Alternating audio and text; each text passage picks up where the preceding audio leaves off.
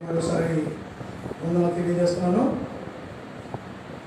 మరి చాలా మనం ఏ రోజు ఎలా ఉంటుందో తెలియనటువంటి పరిస్థితుల్లో మనం జీవిస్తున్నాం. ఏ ప్రక్క నుండి మనం ఎదుగుచ్చి పడద్దో.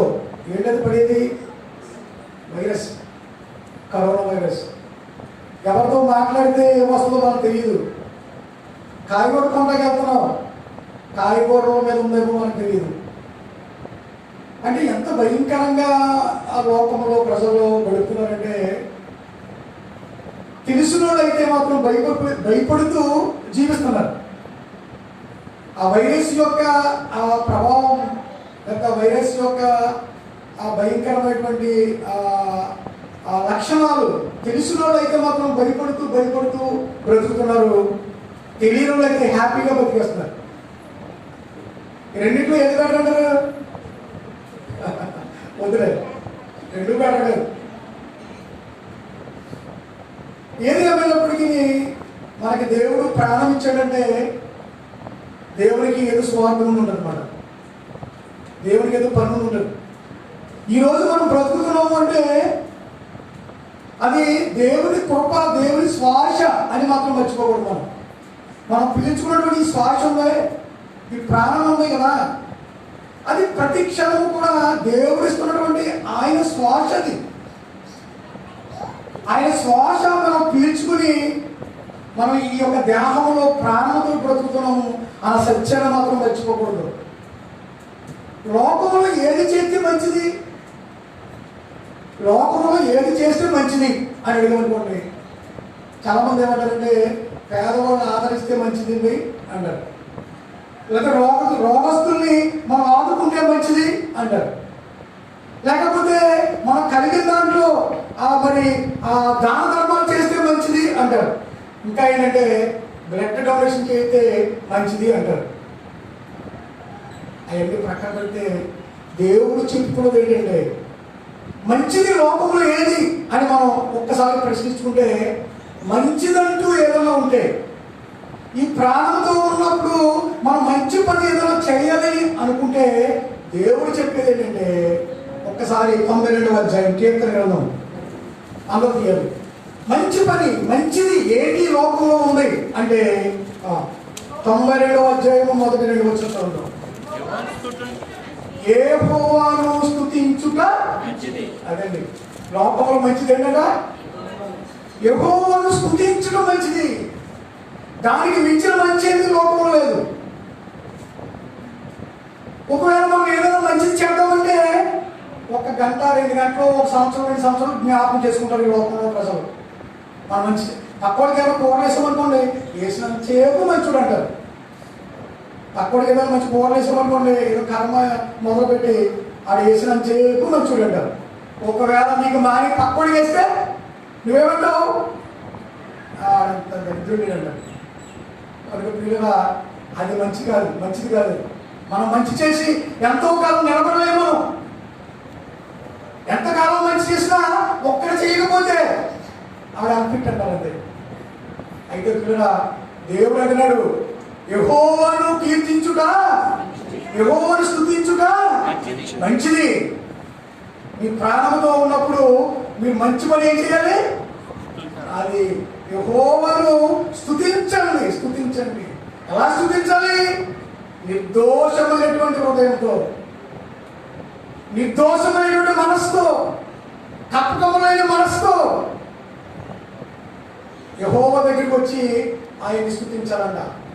కీర్తనకారుడికి ఏది ఇష్టమంటే బాగా, దావీదు గారికి ఏది ఇష్టమంటే ఎప్పుడు కూడా దేవుడిని ఎలా స్తుతించాలి, ఎలా ఆరాధించాలి. కీర్తనలో ఏం నేర్పుతుందంటే, మొత్తం కీర్తనలో ఉన్నటువంటి 150 అధ్యాయాలు మనం జాగ్రత్తగా చదివితే మనకి ఏమి నేర్పిస్తుందంటే దేవుణ్ణి ఎలాగ ఆరాధించాలో నేర్పుతుంది. కీర్తన బాగా చదవండి. మనకు ఏమి నేర్పుతుందంటే కీర్తన గ్రంథము దేవుణ్ణి ఎలాగ ఆరాధించాలి అలాగే నేర్చుకోవాలి. ఫస్ట్ దేవుణ్ణి ఆరాధించుకోవలసినటువంటి ఆ పట్టును నేర్చుకోవాలి. ఎవరిష్టానుసారంగా వారు ఆరాధిస్తే దేవుడు ఆరాధన స్వీకరించడు. నాకు ఇష్టం అంటే ఇలా ఆరాధిస్తానంటే కుదరదు. దేవుని ఏ విధంగా అయితే ఆరాధించాలో అదే విధంగా మనం దేవుణ్ణి ఆరాధించాలి. దేవుడు అంటున్నాడు, వివేకము కలిగి దేవుణ్ణి వెతుకువారు ఈ భూమి మీద ఎవరైనా ఉన్నారేమో అని ఆయన ఆకాశము నుండి నరులను ఏం చేస్తాడంట? పరిశీలిస్తున్నాడంట. ఏమంటే చాలా కదా, దేవుడు పరిశీలించడం అంటే అది చిన్న మరి మాట కాదని పిల్లలు. దేవుని కన్నులు ఎలా ఉంటాయి? మన కన్నులు ఎలా ఉంటాయా? దేవుని యొక్క కన్నులు ఎలా ఉంటాయి? మన కన్నులు 1 కిలోమీటర్ వరకు కనిపిస్తాయి. అంత మాత్రమే కాదు, మనకి పై రూపం కనిపిస్తుంది. ఎలాగంటే మన కళ్ళు ఏమి చూస్తాయంటే కొంత దూరమే మనకు కనిపిస్తుంది, లేకపోతే ఈ పై రూపమే మనకు కనిపిస్తుంది మన కళ్ళు. అయితే దేవుని కళ్ళు ఏమి చూస్తాయంట? అంతరంగం చూస్తుందంట. దేవుని కళ్ళు ఏమి చూస్తాయి? అంతరంగం. ఏమంటే అంతరంగం చూసే ఏమన్నా టెలిస్కోప్ కానీ ఎక్స్రే కానీ ఏదైనా కెమెరాలు వచ్చేప్పుడు అస్సలు ఇప్పుడు ప్రపంచం లేదు. అంతరంగం. అంతరంగం అంటే మనకు తెలియంది అనువనువు. ఈ శరీరంలో ప్రతి స్థలము ఈ శరీరంలో ఈ 6 అడుగులు పుడుతున్నటువంటి ఈ యొక్క దేహంలో ఉన్నటువంటి లోపల ఉన్నటువంటి ఆ వ్యవస్థ ఏమంటారంటే అంతరంగం. అది ఎవరు చూస్తున్నారంట? దేవుడు చూస్తున్నారంట. దేవుణ్ణి ఆరాధించినప్పుడు మనుషుడి యొక్క ఆయన ఏం చూస్తాడు? అంతరంగాన్ని చూస్తాడు. అది దేవుడి కొడుకు మనకు అనుకున్నటువంటి తేడా. వివేకము కలిగి అంటే ఏది మంచిదో ఏది చెడ్డదో తెలుసుకుని దేవుడి దగ్గరికి వచ్చి ఆరాధించే వారి యొక్క అంతరంగాన్ని ఎవరు చూస్తారు? దేవుడు పరిశీలిస్తున్నాడంట. ఆయన పరిశీలిస్తే ఎంతమంది మనం మరి లెక్కుతామండి? ఎంతమంది పాస్ అవుతాం? నిజమైనటువంటి ఆరాధికుడు ఇతనే అని దేవుడు చెప్పే ఆ యొక్క మరి ఆ పరీక్షలో ఎంతమంది నిలబడతాం అనేది మనకెవరికి తెలియనటువంటి ప్రశ్న. పిల్లల అంటున్నాడు, యెహోవాను స్తుతించుట ఏంటంట? మంచిది. నేర్చుకోండి. మీరు లోకంలో ఏమి చేసినా ఏమి చేయకపోయినా కానీ ఎవరు పట్టించుకోరు. చేస్తే మంచోడు అంటారు, చేయకపోతే చెడ్డోడు అంటారు. అయితే పిల్లల మీ జీవిత కాలం అంతా కూడా ప్రాణమున్న అన్ని కాలంలో కూడా మంచి పని ఏంటండి? మంచి పని ఏంటంట? దేవుణ్ణి స్తుతించుట మంచిది. అంతేకాదు కింద ఏమంటున్నాడు? మహోన్నతుడా నీ నామమును కీర్తించుట మంచిది. నీ నామమును కీర్తించుట మంచిది ప్రియులరా. కనుక మన దేవాలయాల్లో, దేవుని సన్నిధిలో, కుటుంబాల్లో, మరి లోకంలో మంచి పనులు ఏంటి అంటే పిల్లల దేవుణ్ణి స్తుతించటం. ఎప్పుడు స్తుతించాలి?